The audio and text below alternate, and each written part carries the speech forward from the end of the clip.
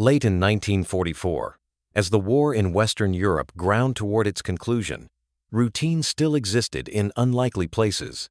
One such place was a prisoner of war, camp wire fences pulled tight against the winter air, guard towers standing watch over men who no longer carried weapons, but still carried the weight of defeat. The days followed patterns: count, wait, endure. Nothing about the afternoon suggested it would be remembered. Then a single gunshot shattered the order. The sound was sharp, unmistakable, and wrong.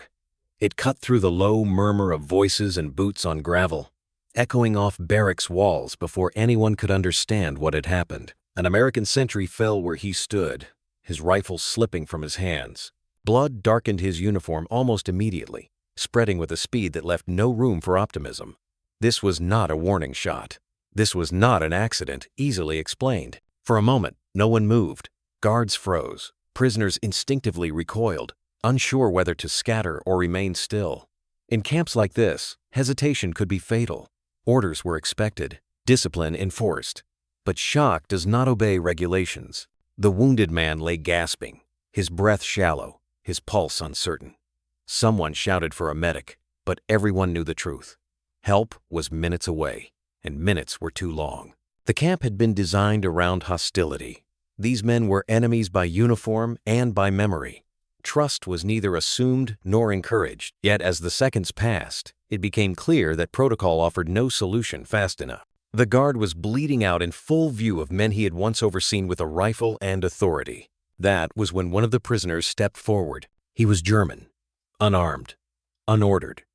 He moved with purpose, crossing a line that had been drawn not just by barbed wire, but by years of war. Kneeling beside the fallen sentry, he ignored shouted warnings and the weight of dozens of watching eyes. His hands went to the wound with practiced certainty. This was not improvisation. This was memory taking over. In that instant, allegiance gave way to instinct. The camp, built to divide, became a place of choice. A man trained to heal acted not as a prisoner, not as an enemy, but as a surgeon confronted with a dying body. Whether the sentry would live was still uncertain, but the moment itself had already altered the meaning of what followed. And as blood soaked into the frozen ground, few there understood that this single act, born in chaos, was about to challenge everything they believed about enemies, duty, and the thin line between them. The German prisoner did not walk. He ran. He crossed the open ground between the barracks and the fallen sentry with nothing to shield him, no weapon, no authority, no protection beyond urgency. Rifles came up almost instinctively. Fingers tightened on triggers. In a camp governed by reflex and fear, a sudden movement like that could end in a second gunshot. Several guards shouted. Others hesitated, caught between regulation and disbelief. This was not how prisoners behaved. The wounded American was slipping away. His eyes fluttered, unfocused, his breathing uneven. Blood continued to escape with every heartbeat, pooling beneath him, dark against the pale earth. He had been trained to stand watch, not to die on duty, in a place already stripped of meaning. If nothing changed, the outcome was certain. The prisoner reached him and dropped to his knees. He did not look up. He did not explain himself. Shouted warnings washed over him without effect. In their place came motion fast, controlled, unmistakably deliberate. He tore fabric away from the wound, exposing the damage with a clarity that made several onlookers recoil. This was no amateur act born of panic. This was method. His hands worked with practiced economy. Pressure applied exactly where it needed to be. Fingers probing, then firm. He used what was available: cloth, leverage, his own weight, to slow what moments earlier had seemed unstoppable. The bleeding did not cease, but it changed character. It slowed. The rhythm softened. The body responded.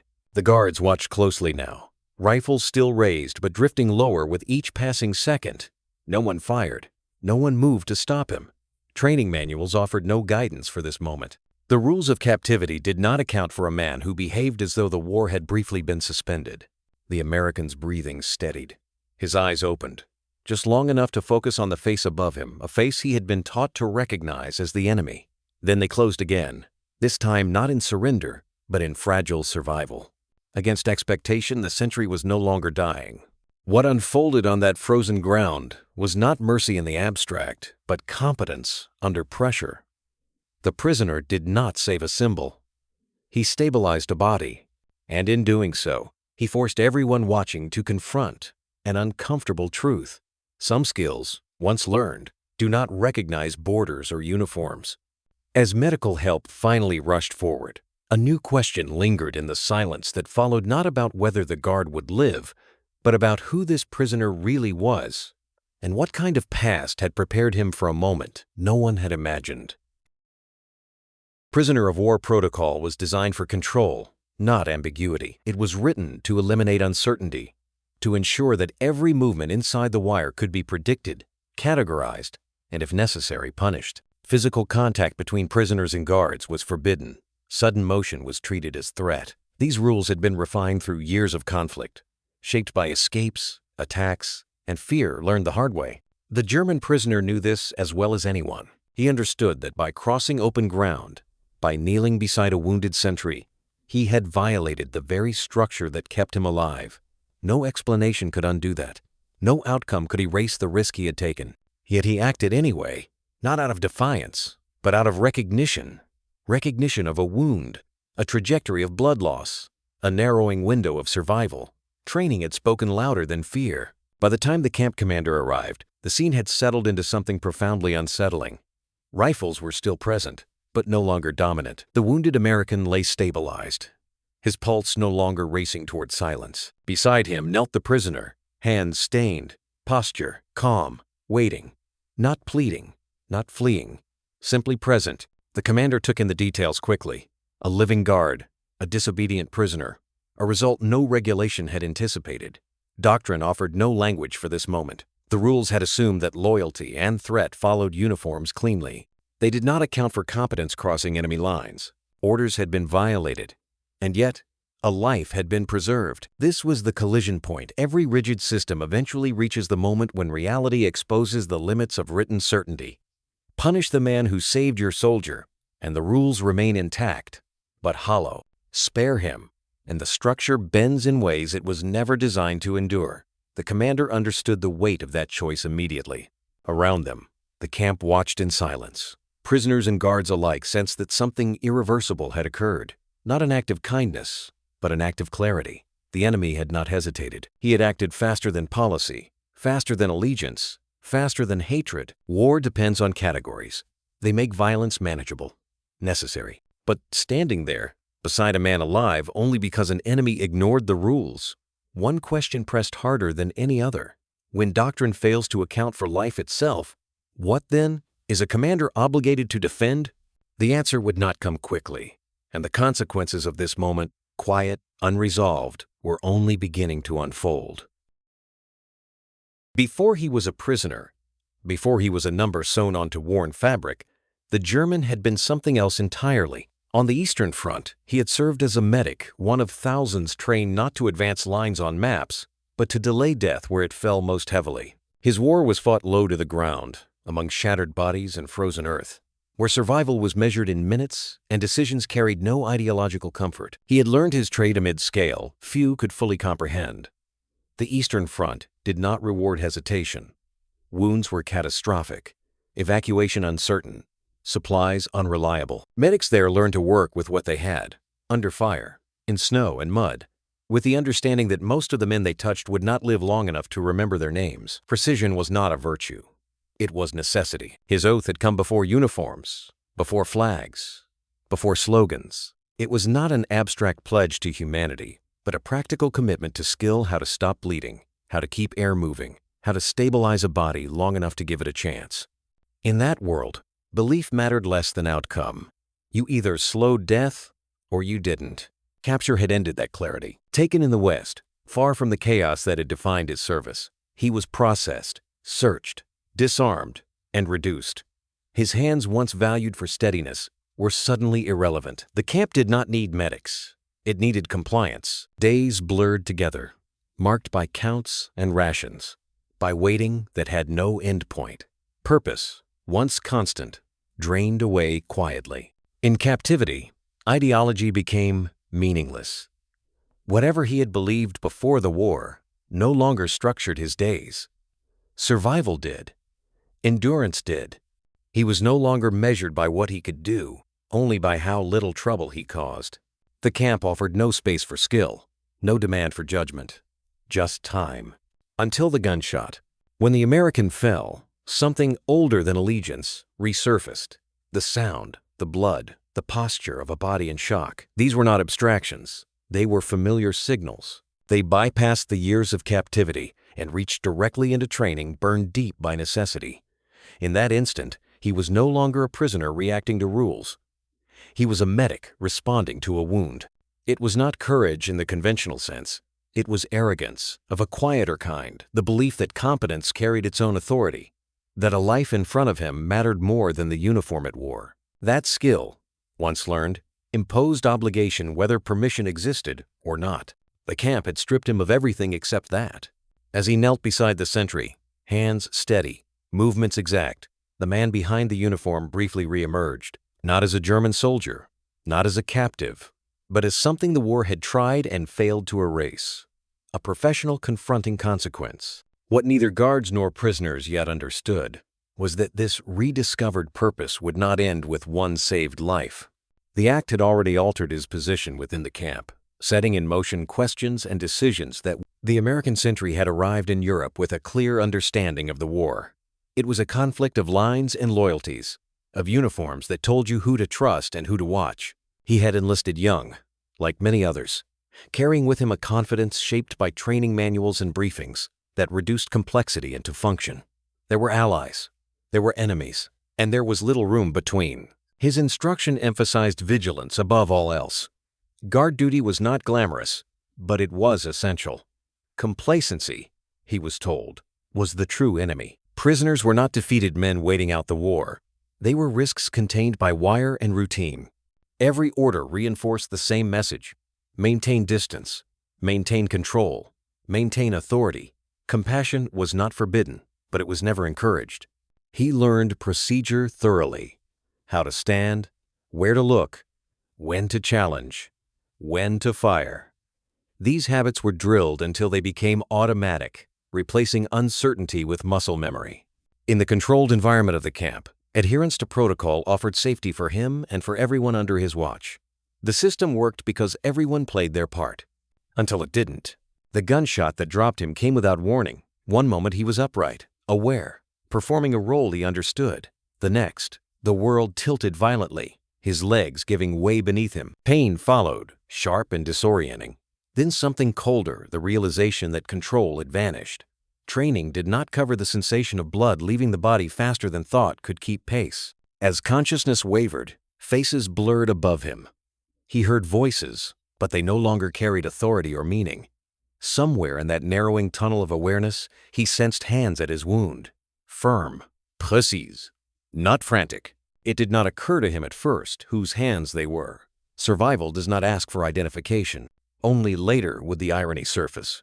He would learn that the man who slowed the bleeding wore the same uniform he had been taught to fear, that the life he retained was not preserved by doctrine or procedure, but by the skill of a prisoner he had been trained to treat as a potential threat. The reversal was complete and unsettling. War had prepared him to face an enemy across distance, through sights and commands. It had not prepared him to depend on one at arm's length. The clarity he once relied upon, the sharp division between those who protected and those who endangered, collapsed in that moment on the ground. When he recovered enough to understand what had happened, gratitude came tangled with something else. Confusion. A quiet dismantling of certainty. The rifle that had once defined his authority now felt irrelevant to the outcome that mattered most. For the first time since enlisting, he confronted a truth no training lecture had offered. The roles assigned by war were not as stable as they appeared. And as he lay recovering, alive by an enemy's intervention, the question lingered if the lines could blur this completely. What else had he misunderstood? That realization would follow him long after the wound healed, reshaping how he saw the camp, the prisoners, and the conflict that had placed them all there. By nightfall, the camp had returned to something resembling order. The wounded guard had been evacuated, the prisoners counted, the perimeter secured. What remained was not chaos, but paperwork. In an office lit by a single bulb, Officers sat with forms designed to make sense of disorder. Date, time, parties involved, action taken, outcome. The structure assumed that events followed intention. This one did not. The discussion began cautiously. A prisoner had crossed open ground. A guard had been shot. Protocol was clear on the first point and uncompromising on the second. Any unauthorized movement by a prisoner constituted a threat. Any physical contact with a guard was a violation. By the letter of the rules, discipline was unavoidable. The system depended on consistency. And yet the result sat heavily in the room. The guard was alive. That fact resisted every attempt at clean categorization. Had the prisoner acted aggressively, the guard would be dead. Had the rules been enforced immediately, the guard would be dead. The outcome itself challenged the premise that obedience always produced safety. Punishment was discussed, if only to acknowledge expectation. Ignoring a breach risked eroding authority. Other prisoners were watching. Precedent mattered. But so did morale. So did the knowledge spoken quietly, never recorded, that no American medic had been close enough to intervene in time. Witness statements only deepened the unease. Guards described hesitation, not fear. They spoke of hands moving with precision, of bleeding slowing visibly. Prisoners confirmed the same details. No one described resistance. No one described intent beyond aid. The language of threat refused to appear, no matter how it was prompted. The German prisoner was brought in briefly. He stood straight, answered questions plainly, and offered no defense beyond facts. He had seen a wounded man. He had acted. He asked for nothing, not leniency, not reward, not recognition. There was no performance of virtue, no appeal to conscience. His calm made the room more uncomfortable, not less. In war, gratitude is a dangerous emotion. It interferes with hierarchy. It blurs lines that officers are trained to keep sharp. To thank an enemy is to admit dependency, even briefly, and yet that dependency could not be denied. A life had been preserved not by command, but by initiative that defied command. The report was drafted, revised, and drafted again. Language softened. Details were minimized. The incident was reframed as an anomaly, a convergence of circumstances unlikely to repeat. No commendation was written. No punishment formally assigned. The prisoner was returned to his barracks. The matter, officially, was closed. Unofficially, it lingered. The decision to let it rest was not born of mercy alone, but of caution. To press further would require answers no one was prepared to formalize. Better to allow the moment to fade into the background noise of war. Undocumented in spirit, if not in ink. Yet even as the file was set aside, everyone involved understood that something fundamental had shifted. The rules still stood. The camp still functioned. But beneath the routine, an exception, the American Guard survived the night. Emergency surgery confirmed what many had already suspected. The wound had been severe, the trajectory unforgiving. Shrapnel and bone fragments had torn tissue in a way that left little margin for delay. The surgeons worked deliberately, aware that they were finishing a task that had begun not on an operating table, but on frozen ground inside a prison camp. When the bleeding was finally controlled and the wound closed, one conclusion stood apart from the rest without early intervention. The guard would not have arrived alive. Recovery came slowly. Fever followed. Pain settled into deeper layers. But consciousness returned, and with it came questions. Repeatedly, the guard asked about the prisoner. Not about the investigation, not about punishment, about the man who had knelt beside him. Each time the medical staff offered careful answers. Yes, a prisoner had intervened. Yes, it had mattered. In private, the doctors spoke with less restraint. The intervention had saved minutes, not hours, not even a quarter hour, just minutes. But in trauma medicine, minutes are decisive. Blood loss reaches thresholds beyond which skill becomes irrelevant. Those hands at the wound had slowed the cascade just enough to keep the body from crossing a line it could not return from. That fact circulated quietly through the camp. Among the prisoners, the story moved faster and changed shape as it went. Some spoke of courage, others spoke of foolishness. A few treated it as proof that the war was nearly over, that rules were loosening, that the old order no longer held absolute authority. But most understood the deeper implication. One of their own had acted, not to escape, not to sabotage, but to save. And, He had succeeded. Respect followed, but so did distance. The German medic did not seek attention, but it found him anyway. Conversation stopped when he entered a room. Eyes followed him across the yard. He had become a reminder of what they once were, of skills unused, of a world beyond waiting. For some, that was comforting.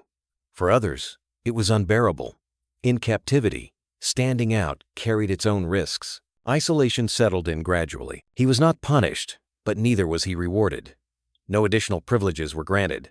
No role was created for him. The camp remained what it had been before, a machine designed to contain, not to adapt. He returned to routine confinement, to roll calls and rations, to long hours where his hands had nothing to do. Yet the routine no longer felt identical. Guards watched him differently now, not with increased suspicion, but with uncertainty.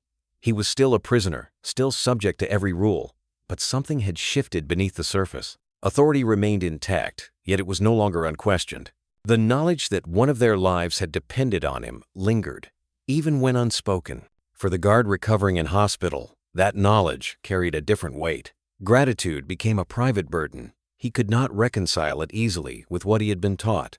Letters home mentioned the wound, the surgeons, the luck. They did not mention the enemy who had changed the outcome. That story did not fit neatly into the war he had enlisted to fight, and so it remained largely contained within the wire. Recovery, in this sense, was incomplete. Bodies healed faster than certainty. The camp resumed its rhythm, but beneath the surface, the incident continued to exert pressure subtle, constant. It had revealed that innovation in war does not always arrive as new weapons or strategies. Sometimes it appears as a deviation from expectation, a refusal to behave as doctrine predicts. The medic understood this instinctively. He had not changed. The world around him had. He returned to his bunk each night aware that his skills still existed, still demanded something of him, even if no one formally acknowledged it. Purpose, once rediscovered, does not vanish easily. What no one could yet see was how fragile the balance had become. A system that tolerates one exception may be forced to confront another. And as recovery continued physical for one man, moral for many, the camp moved unknowingly toward its next test, where restraint alone would no longer be enough to contain what had been awakened. Weeks later, the guard returned to the camp. His steps were slower now, measured by a body still relearning its limits. The uniform fit the same. The rifle rested against his shoulder as it always had. But the man inside those familiar shapes had shifted. Recovery had restored function, not innocence. When he resumed duty, the routines were unchanged. Counts, patrols, silence broken only by commands, but his attention moved differently across the yard. He watched the prisoners with a new awareness. Before the wound, the fence had been an absolute. It marked the boundary between safety and threat, between those entrusted with control and those denied it. Now it seemed thinner, less definitive. The men behind it no longer appeared as a single mass governed by risk assessments. He saw posture, fatigue, habit, individual faces where once there had been only categories. The training was still there. He remained alert. War did not permit relaxation. But vigilance had acquired a second layer, an understanding that danger and humanity were not mutually exclusive. The clarity he had once relied upon had fractured, and in its place stood something more difficult to manage. During his first full shift back, his eyes found the German medic almost without conscious intent. The prisoner moved like the others, indistinguishable in uniform and routine, yet unmistakable to the guard. Their gazes met briefly across the yard. No nod followed. No gesture. The distance between them remained intact, measured in wire and regulation. But recognition passed between them all the same.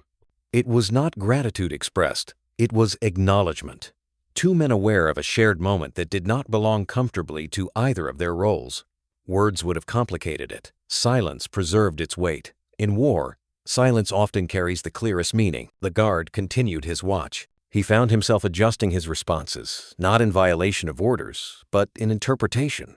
Movements that once would have prompted immediate suspicion now earned a second of consideration. Not indulgence, consideration. The difference was subtle, but it mattered. Authority did not weaken. It adapted. Other guards noticed. Not enough to name it, but enough to feel it. Nothing was said. Nothing needed to be. War teaches men to read shifts in behavior long before they are explained. The camp did not change policy, but atmosphere is not written into manuals. Beyond the fence, the war pressed on relentlessly. Artillery echoed in the distance on some nights, a reminder that the conflict had not paused for moral reflection. Columns advanced, lines shifted. Death continued its work at scale. Inside the wire, however, time moved differently, slowed by repetition and now subtly reshaped by memory. The guard understood that what had happened could not be replicated on command. It had been an exception, not a template. Yet exceptions have consequences. They introduce doubt into systems that rely on certainty. He could not unlearn what survival had taught him, that an enemy could, under precise circumstances, become the reason you lived. This knowledge did not make him sentimental. It made him careful. As days passed, the brief glances with the medic became part of the background rhythm of the camp. Always wordless, always restrained. Each man remained within his assigned place, but something unspoken traveled between them, a mutual understanding that the war, immense and impersonal, had once narrowed to a single body on the ground, and both had been shaped by it. The fence still stood. Orders were still followed. Outside the wire, armies continued to clash with undiminished force. Yet on that stretch of ground, beneath the watch of a guard who had been forced to reconsider the meaning of enemy, the war had revealed one of its quieter truths. It does not end humanity. It tests the limits placed upon it.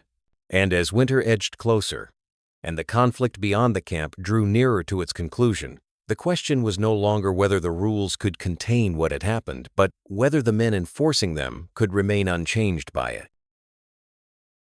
As the winter of 1944 tightened its grip, the war outside the wire accelerated. Allied advances pushed rapidly eastward, collapsing fronts and capturing thousands of enemy soldiers in compressed timeframes. Camps that had once been temporary holding facilities became long-term repositories for men the war no longer had space to manage. Transfers increased. Barracks filled beyond design. Order strained under volume. Resources followed a different trajectory. Food shipments grew irregular. Medical supplies were prioritized for advancing units, not rear area enclosures. Blankets wore thin. Latrines overflowed. What had once been a controlled environment now balanced on logistics stretched too far and too thin. The camp still functioned, but only just. With overcrowding came disease. Respiratory infections spread first, carried easily through shared air and damp quarters. Then, gastrointestinal illness followed, accelerated by compromised sanitation. Fever became common. So did coughing, that lingered longer than expected. For the medical staff assigned to the camp, the challenge was immediate and unrelenting. They were trained to treat individuals, not populations on the edge of outbreak. Charts filled quickly. Beds ran out. Isolation areas proved insufficient. Each morning brought new cases. Each evening, unresolved decisions. The doctors understood the danger clearly. In environments like this, disease did not respect rank or nationality. An outbreak would not remain contained behind barbed wire. It was in this context, not during a moment of idealism, but under pressure that the German medic's name resurfaced. The consultation was informal. No order was written. No announcement made.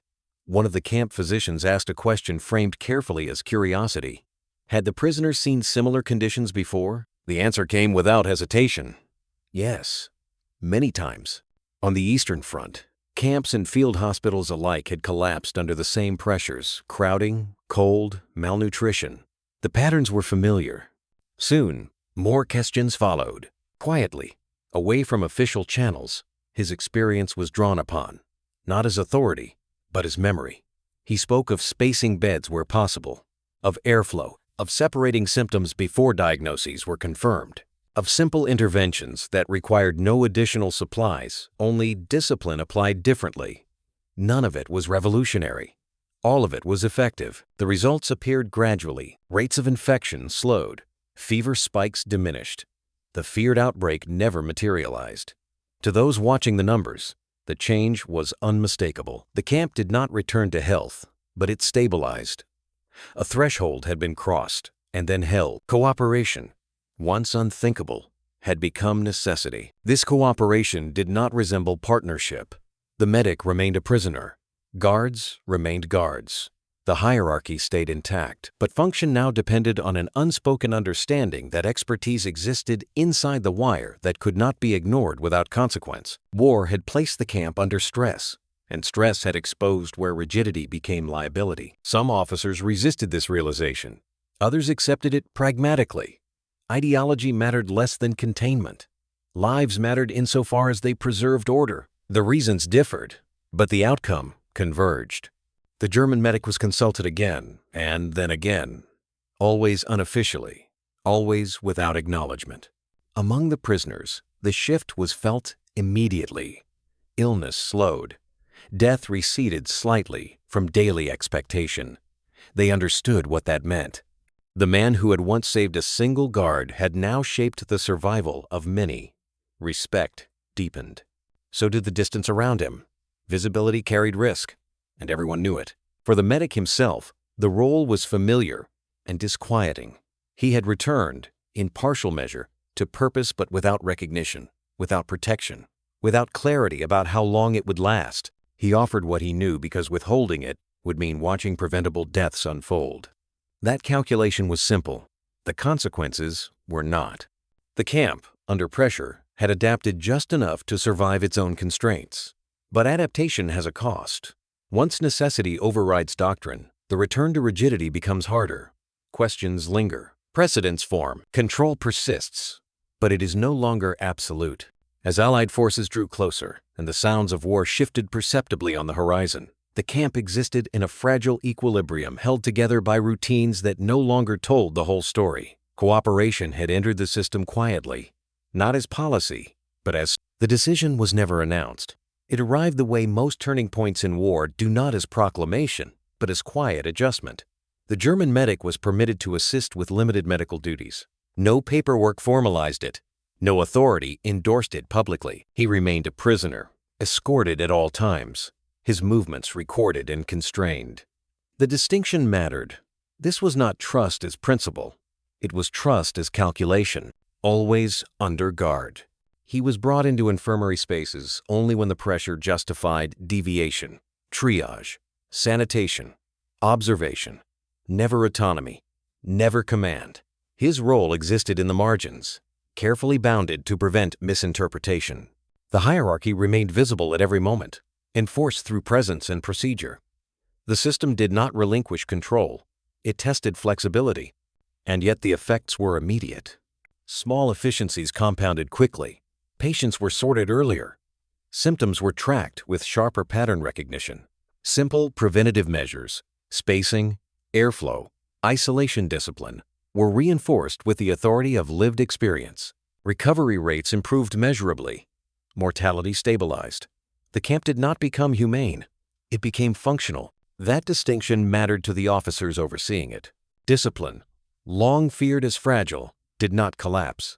There were no escapes, no defiance, no erosion of authority. Prisoners did not mistake limited accommodation for leniency. Guards did not lose command. In fact, the opposite occurred. The routines regained purpose.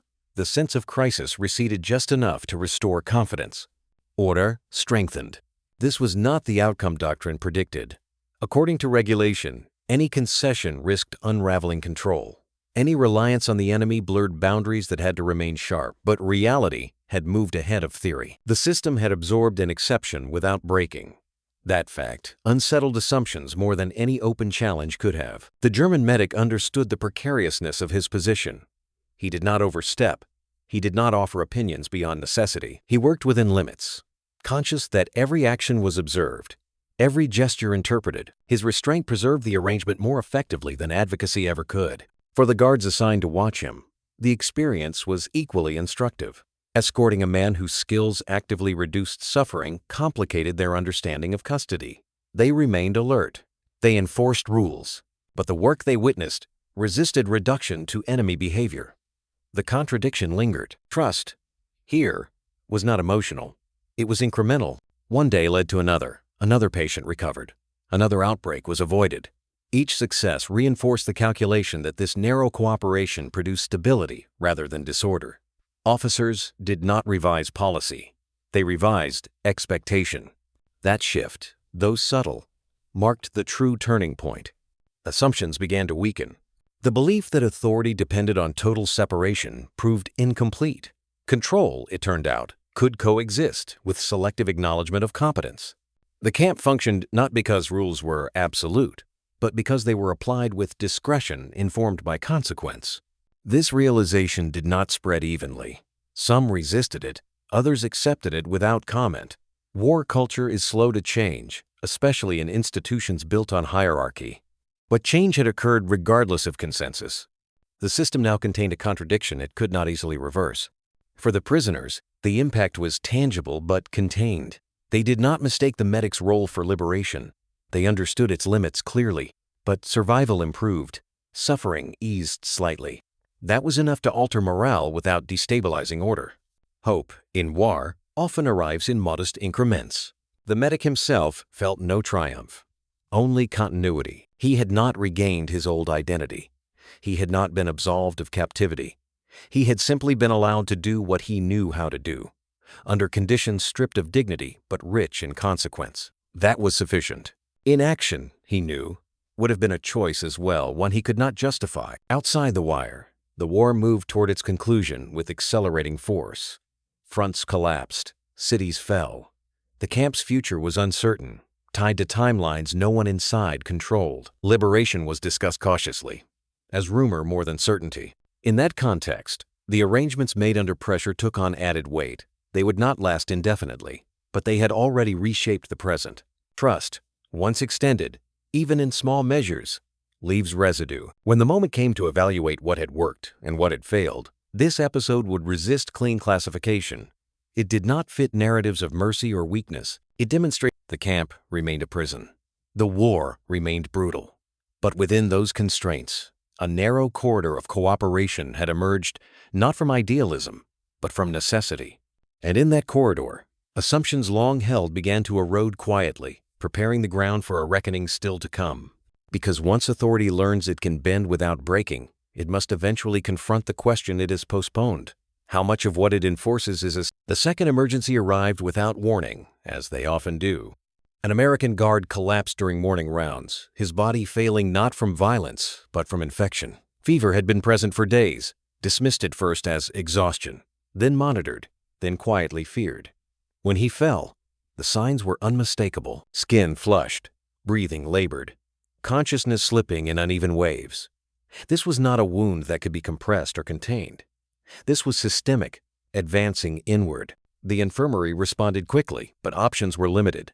Antibiotics were scarce. Supportive care could slow decline, but not reverse it. The medical staff recognized the trajectory immediately. They had seen it before. In other camps, other wars. Once infection crossed certain thresholds, intervention became increasingly symbolic. The German medic was present when the assessment concluded. He studied the patient with the same detached focus he had shown before, reading signs that did not appear on charts. The fever pattern, the stiffness, the timing. When he spoke, it was not to offer reassurance, but to propose action. A risky intervention. One not outlined in camp protocol. One improvised from experience rather than sanctioned method. The room grew quiet. His proposal involved aggressive drainage and supportive measures designed to interrupt the infection's momentum. It carried risk. If it failed, the outcome would be the same as inaction death, but faster, more visibly linked to the decision to intervene. If it succeeded, it would confirm what many already suspected, that reliance on rigid procedure was no longer sufficient. Command hesitated. This was not the same as stabilizing a wound. This was not sanitation advice or triage optimization. This was direct medical intervention on an Allied soldier by an enemy prisoner. The implications extended beyond the infirmary. Responsibility would be difficult to diffuse. Accountability would be unavoidable. Minutes passed. The guard's condition deteriorated visibly. Breathing became irregular. Pulse weakened. The timeline compressed. Deliberation narrowed. In war, hesitation often masquerades as caution. But here, it risked becoming abdication. The officers understood this instinctively. Even if no one spoke it aloud, time decided for them. Permission was given without ceremony. No formal order was written. No witnesses were summoned. The medic was instructed to proceed under supervision. The boundary, once so carefully maintained, was crossed again not through confidence, but through necessity that no longer allowed delay. The intervention was swift, controlled, focused. The medic worked within inches of the guard's failing body, applying techniques refined long before captivity. The room held its breath. This was not heroism. It was labor under constraint. The hours that followed were uncertain. At first, nothing changed. Then, gradually, the fever stabilized. Breathing eased slightly. The body stopped slipping further. It did not recover quickly. It did not recover completely. But it held. That, under the circumstances, was enough. By morning, the guard was alive. The medical staff documented the outcome carefully. They did not exaggerate success. They did not minimize risk. But they could not ignore results. This was no longer an isolated incident. The pattern had repeated itself under different conditions, with different variables, and the outcome had converged on the same conclusion. Competence had crossed the wire again and saved another life. This time, the effect was unmistakable. Whispers moved through the camp, quieter than before, but more certain. Guards spoke to one another with less caution. Officers acknowledged what had happened without pretending it was anomalous. The system had absorbed a second contradiction, and it could no longer claim coincidence. For the German medic, the moment carried no satisfaction, only gravity. Each successful intervention increased his visibility, and with it, the complexity of his position. He remained a prisoner. He remained under guard. But he now occupied a space the camp had not anticipated, a necessary actor within a structure that defined him as disposable. The American guards understood this more clearly than anyone. Two of their own now lived because an enemy had been allowed to act. Gratitude remained unspoken, but recognition deepened. The war had not prepared them for this version of dependence, and yet they could not deny it. Command faced a choice it could no longer defer. The first incident had been survivable as exception. The second transformed it into evidence. Patterns demand response. Either the camp would formalize what it had been doing quietly, or it would retreat into denial at the cost of lives it could no longer justify. As the second guard began his slow recovery, the camp stood at a threshold. The war outside continued its relentless advance. But inside the wire, something else had advanced as well, a recognition that the enemy, under certain conditions, could no longer be treated solely as such. What remained was the most difficult question of all: whether the system would adapt openly to what it now knew, or whether it would attempt to reclaim certainty by suppressing the truth that had saved it twice already. The war ended not with symmetry, but with imbalance. Months after the second emergency, Germany surrendered. The news arrived first as rumor, then as confirmation carried through official channels with restrained relief. For those at the front, it meant silence where there had been artillery. For those inside the wire, it meant transition and abrupt shift from containment to conclusion. The camp entered demobilization almost immediately. Procedures changed tone but not pace. Roles were still taken. Orders still issued. But the urgency that had governed every interaction softened. Prisoners were informed of impending release schedules. Guards received reassignment notices and instructions for return. The machinery of war, immense and impersonal, began the slow work of unwinding itself. Preparation replaced vigilance. Prisoners packed what little they owned. Conversations turned toward homes that might still exist, families whose fates were unknown. Relief mixed with apprehension. Freedom, after years of captivity, was no longer abstract, but neither was it uncomplicated. Release carried its own uncertainties, shaped by geography, politics, and the quiet reckoning that followed survival. For the guards, departure came with a different weight. They prepared to go home, carrying memories that would not appear in discharge papers. The camp had been a duty assignment, not a battlefield. Yet it had demanded decisions that training manuals had not anticipated. The war they returned from was not identical to the one they had left behind. Paperwork moved efficiently. Files were closed. Inventories finalized. Incident reports archived. The administrative record reduced the camp's existence to dates and numbers, intake figures, transfer counts, logistical summaries. In those documents, no mention was made of lives saved through unsanctioned cooperation. The rules had not been rewritten, and the exceptions had not been preserved. The German medic's name did not appear. There was no commendation, no notation, no acknowledgement beyond what memory carried forward. He was processed like the others, identified by number, released according to schedule. The system that had briefly relied on his expertise now relinquished him without ceremony. Anonymity returned quietly. For him, the end of captivity was not triumphant. It was subdued. The skills that had once defined his days faded back into the background as survival priorities shifted again. He did not expect recognition. He had not acted for it. Yet the absence of record underscored a familiar truth. War remembers outcomes more readily than it remembers how they were achieved. Gratitude remained personal. The American guards whose lives had intersected with his did not seek him out publicly. There were no handshakes at departure, no speeches. The boundaries that had governed the camp still exerted influence, even as the structure dissolved. But there were moments brief, unrecorded when eyes met, and understanding passed without words. Those moments were enough. The camp itself emptied gradually. Barracks stood quiet. Watchtowers lost their purpose. What had once been a place of control became a temporary absence, soon to be repurposed or erased. The ground bore no marker of what had occurred there beyond the memory of those who had lived through it. History moved on. In the broader narrative of the war, this episode occupied no chapter. It did not alter strategy or shorten campaigns. It did not appear in after-action reports or official histories. And yet, for those involved, it represented something war rarely documents, a moment when necessity forced humanity through structures designed to exclude it. The war had ended unevenly because its moral conclusions never arrive all at once. Surrender resolves borders, not contradictions. It stops violence without clarifying meaning. For the men leaving the camp, the questions raised there would not be answered by peace declarations or victory parades. They would be carried home instead. The German medic returned to a country reshaped by defeat, his actions folded into a past few would ever know. The American guards returned to families and futures that assumed clear divisions between right and wrong, ally and enemy. Whether they spoke of the camp at all depended on the listener. But somewhere between those divergent paths lay a shared truth. War demands obedience. It rewards clarity. But occasionally, under pressure, it reveals the cost of both.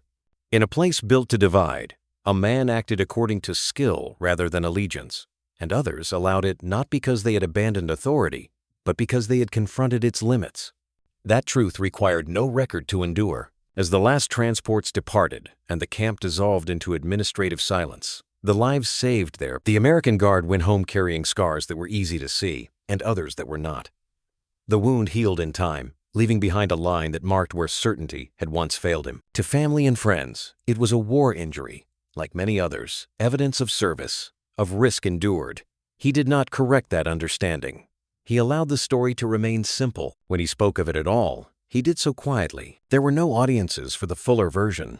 No place in casual conversation for the detail that unsettled more than it reassured.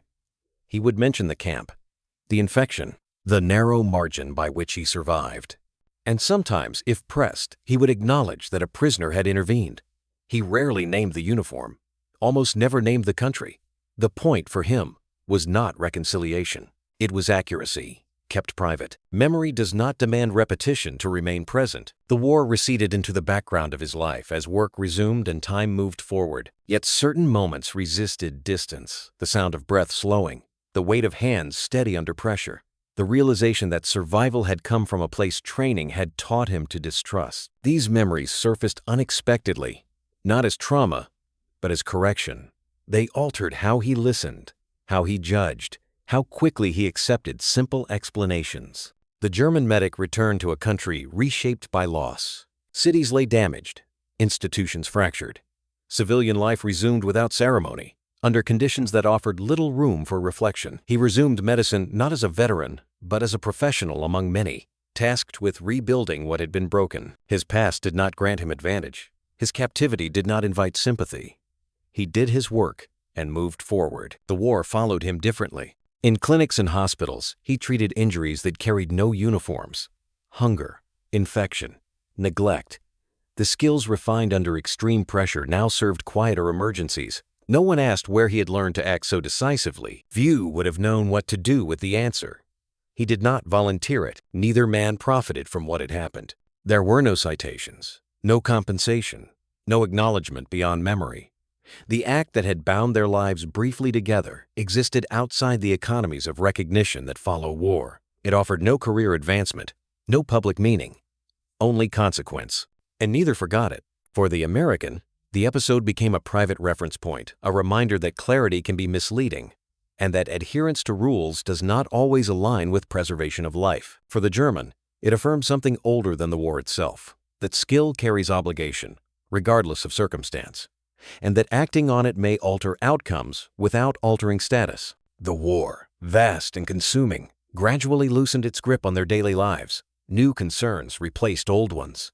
Families grew, years accumulated, yet the memory endured, unchanged by repetition or silence. It did not demand resolution. It simply remained. What connected these two men was not friendship, nor forgiveness, nor shared ideology. It was recognition, brief, precise, unrepeatable. In a moment shaped by urgency rather than intention, each had seen the other stripped of role and reduced to necessity. That recognition did not require continuation to be complete. History would not record their names together. It would not frame their encounter as emblematic. And yet, in its quiet way, the episode carried a form of moral closure the war itself rarely provided. It did not redeem the conflict. It did not balance its losses, but it demonstrated, within its smallest possible scale, how rigid systems occasionally yield to human judgment, and how that judgment, once exercised, leaves an imprint that outlasts the moment. As the war receded into memory, what remained? History prefers clean lines. Victories are dated. Defeats are explained. Campaigns rise and fall according to maps and communiques. In this accounting, complexity is trimmed away in service of coherence. What remains is a structure that makes sense of scale, but often at the cost of texture. Camps, in this telling, become statistics. They are listed by location, capacity, duration.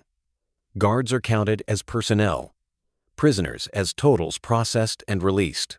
The daily friction of confinement, the decisions made between orders, the moments that never reach reports rarely survive translation into official memory. They are inconvenient details in a narrative built to summarize. Guards, when remembered at all, appear as footnotes. Their work is defined by routine rather than consequence. Prisoners become abstractions, reduced to nationality and number. Individual acts dissolve into categories broad enough to be manageable. The war demands this simplification. Without it, its scale becomes ungovernable. Individual mercy does not fit easily into this framework. It disrupts clarity. It resists attribution. It complicates the boundaries that histories rely upon to maintain coherence. Acts of restraint or competence across enemy lines challenge the assumption that war functions exclusively through opposition. As a result, they are often excluded not out of malice, but out of structural necessity. And yet, these acts shape lives permanently. The guard who survived carried that knowledge into a future shaped by it, altering his understanding of authority and trust. The medic who intervened carried his decision into a civilian life rebuilt amid ruins, guided by an ethic sharpened under constraint. Their encounter did not change the outcome of the war, but it altered outcomes within it, and those outcomes mattered. Humanity, in this sense, is not a grand force. It does not halt offensives or redraw borders.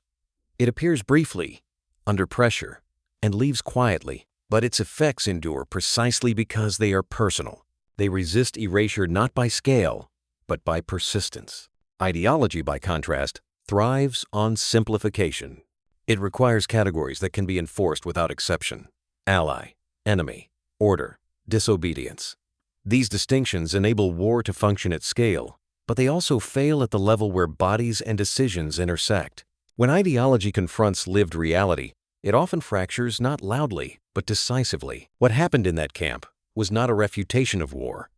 It was a reminder of its limits. Within a system designed to suppress ambiguity, a man acted according to skill rather than allegiance, and others allowed it because the alternative was worse. That choice did not dismantle the structure. It exposed where it could not reach. In that exposure, something fundamental endured. History may never record such moments explicitly, but they survive in the moral residue carried forward by those who lived them. They shape how stories are told privately, how judgments are withheld or offered, how certainty is approached with caution. What war could not erase was not peace, nor innocence, nor suffering. It was the capacity for judgment exercised under constraint, the ability to recognize obligation even when permission is absent. This capacity does not negate conflict. It coexists with it, often unnoticed. But when the noise recedes, it remains as evidence that even within systems built for violence, individuals retain the ability to choose differently, briefly, and at cost. In the end, the war is remembered for its outcomes. The lives saved in that camp are not among them. But for those who carried those lives forward, the moment persisted not as a story demanding attention, but as a quiet certainty that beneath ideology and command, humanity can still assert itself, even when history looks away. The fence no longer stands. What once divided space with wire and watchtowers has been dismantled, repurposed, or erased entirely. The ground where guards once walked their rounds bears no marker of what it contained. Uniforms that defined authority and captivity alike have been folded away, replaced by civilian clothes and civilian time. The war itself has been archived, cataloged into dates, decisions, and outcomes that suggest finality. But wars do not end everywhere at once. What remains from that place is not a structure or a record. It is a choice made in seconds, under pressure, without expectation of reward. A moment when the logic of war faltered just long enough for something else to assert itself. An enemy ran toward danger instead of away. He did not pause to calculate consequence. He did not seek permission. He recognized a failing body and responded with the only language he trusted: competence. In doing so, he crossed lines drawn by ideology, training, and fear. Not to make a statement, to stop blood from leaving a body too quickly. A life continued because of it. That continuation did not rewrite the war. It did not redeem the suffering that surrounded it, but it altered the trajectory of one man's existence, and in doing so, reshaped the moral landscape for everyone who witnessed it. The guard lived, carried that knowledge forward, and never entirely returned to the clarity he had been issued at enlistment. This is where war's narratives grow uncomfortable. They teach men who to hate. They depend on that instruction. Hatred simplifies action, accelerates obedience, and sustains momentum when doubt would otherwise intrude. But hatred is a blunt instrument. It cannot account for moments that demand judgment rather than reflex. In that camp, judgment prevailed briefly. The medic did not stop being the enemy in any official sense. The guard did not stop being responsible for enforcing the fence. The system did not collapse. And yet, something irreducible occurred. A decision was made that doctrine could not fully explain or comfortably absorb. That decision outlasted the uniforms. Long after orders ceased to matter, after the war receded into memory, the act remained intact, not as legend, not as lesson loudly proclaimed, as certainty, a quiet understanding carried forward by those involved. That ideology, however total it appears, never fully extinguishes choice. This is not a story of forgiveness, nor of reconciliation achieved in a single moment. It is not proof that war can be humane. It is evidence that even within inhuman systems, individuals retain agency, and that agency, when exercised, leaves marks no archive can capture. History will remember the war for its scale. It will measure victories and defeats, count losses, and assign responsibility. It will not pause over the frozen ground where a prisoner knelt beside a fallen guard. It will not linger on the seconds where training failed to dictate action and instinct prevailed. But those seconds mattered. They mattered to the man who lived. They mattered to the